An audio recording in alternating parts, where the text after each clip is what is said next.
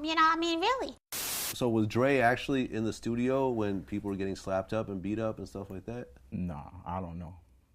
He wasn't there when what I saw and what I heard. So Suge tried to separate him from that. He wouldn't do things around Dre a lot, you know. And what was Suge's relationship with Dre when you did see him together? Cool, everything was cool.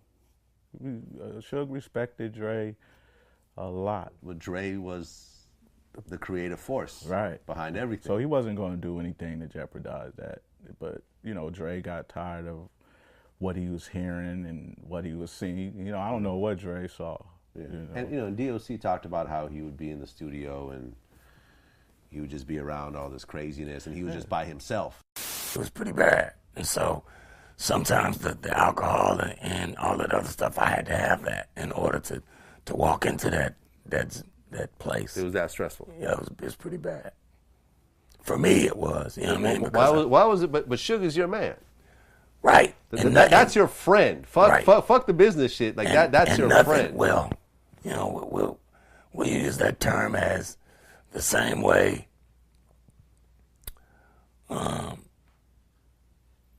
When you have friends in school and you end up fighting with those guys, and the next week you're back friends with those guys. So you lose that term. Yeah. So Suge was the big boss, and he controlled his mob, and Snoopy was the big boss, and he controlled his mob. And Dre had his team that he had with him. But I was alone. You know what I'm saying? Yeah. If me and Dre ain't on the same page, that means I'm alone in here. Okay. And so I had to always walk with that in mind. Now, nothing ever happened to me. Nobody ever put hands on you. Yeah, nothing. As a matter of fact, a couple of times, Suge had to, you know. Step in? Oh, yeah. You know, and let motherfuckers know. So I guess to answer your question is probably why Suge probably let him know. Right. Don't touch this guy. Yeah. You can't kill the golden goose, man. Right. Yeah, it's too much going on, and you're not able to even sit and be creative because of all the madness that's going around, you know. So you create what's in front of you. You know, you put in the music what's going on around you, and sometimes it works, but a lot of times it don't. Right. So you know, Dre starts to put together Aftermath. Yes. Right. And you sign a deal with Dre. Yeah. Now, I guess Dre's thing when he signs artists is like he gives them unlimited studio time, and he makes sure their bills are Go good to work. and Yeah. everything else like that. Like what was that like being signed to Dre? He don't want. That's what I just said. Like he wants your mind free to be creative. He don't want you worrying about bills and cases and things like that. So he tries to make sure all that's taken care of. Tell me what you need, so you can get in there and do what you're supposed to do. And that's exactly, he does that with everybody. Okay. Very generous dude. How much did you guys work together on that first album? Well, I once I was given the green light, I was in every day working with the producers of Aftermath first. Mailman and all them? Mailman, Stooby Doo, Glove, Butter, and you're able to contact any producer you want to work with. Cause everybody wants to work with Dre and Sure. anybody. So I just got in the studio for about 3 months and just hammered shit out, because they say Dre likes to come in at the end to do the mix and to do whatever songs he's gonna do for the project. So at the end, when I had most of the album finished, we went off to Reno. So we were out there for about 2 weeks. So it didn't come to the end of the project to work with Dre. Okay. Personally, and we went way off somewhere where there's nothing around, and went in for about 2 weeks in Reno. Okay, so you and Dre worked nonstop for 2 weeks in Reno. Yeah. And you were the first person signed, the first rapper signed to Aftermath? Nah. He already had Sharif, had a couple of R&B groups. He had a rapper, I think his name was No. I can't remember, but I wasn't the first. Okay, you're one of the first. One of the first, This of was course. way before Eminem and everything else. Oh, yeah. Yeah. Yeah. Okay, so then they finished. You and Dre finished your album, Yeah. and then Aftermath Presents came out, or was Aftermath Presents already out?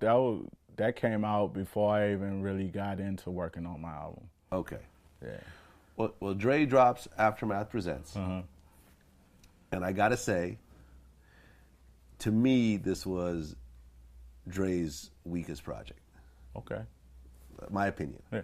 As a big Dre fan, that Right, heard right. essentially everything that Dre put out. Right. It was sort of like you know, you're waiting, okay, like, you know, all this death row shit, like he's dropping, you know, Right. nothing but a G thing, and Yeah. you know what I'm saying, like he produced Snoop Dogg's album, Yeah. and he drops Dr. Dre Presents the Aftermath, and I ran to the store and I got it on the first day and I listened to it and I'm like, It all goes into him wanting to kind of going away from what he has done before. Like, I think he's done with this new Compton album. You know, he tries to, he don't like going backwards. He don't like going and recreating what he's already created. You know what I'm saying? right, It's- because he dropped, like, Been There, Done That was like the single, right? yeah, And it was like, different from everything. yeah, but it's like, I'm done with all this gangster shit. That was kind of like the That's it. message Yeah. in the song. It's Yeah. like, all this gangster shit's dead, I'm on some other Niggas shit. wasn't having it. People were not feeling it. Right. I'm just, you know what I'm saying? Like, Yeah. you know, when I I feel said you. it, it ain't like I'm just hating from the sidelines. Like, this was the general, you know, feeling was like, Yeah. come on, Dre. Like, Yeah, I feel you. But that's how it was. He really tried to veer off and come new. But it all ended up back to 2001, you know. Back with, you know, Snoop, everything's good with Snoop and everybody else. So it was classic. so they dropped the Aftermath. Like, what was the feeling at Aftermath when, you know, the Dr. Dre Presents the Aftermath album comes out and it's not doing the numbers that Dre has always done? We're not feeling that. We're it's a beautiful, you know, we loving it, you know, and it goes platinum. Oh, that album went platinum. Yeah. Now, well, let's just rewind though a little bit. This was way before MP3 files and everything else like that. Like, everyone who wanted to listen to that album had to go purchase that album. Right. So, and platinum for Dre was not what he's used to doing. Exactly. He's used to doing like 5 times platinum. Right. So, It in was this probably case, disappointing to him, but he's not showing it. okay, so he's not He's tripping. keeping the aura and the energy just like, hey, we winning. So Okay. we think, and you know, I'm happy to be signed to Dr. Dre, and I'm making, you know, the best music I feel at that time that I've ever made. So the energy is good. Right, and you had 2 songs on that album. Yes. Okay. So that album comes out, your album gets finished, Yeah. and I heard you even shot some videos and everything for it. Shot one video, got it locked. Yeah. Okay.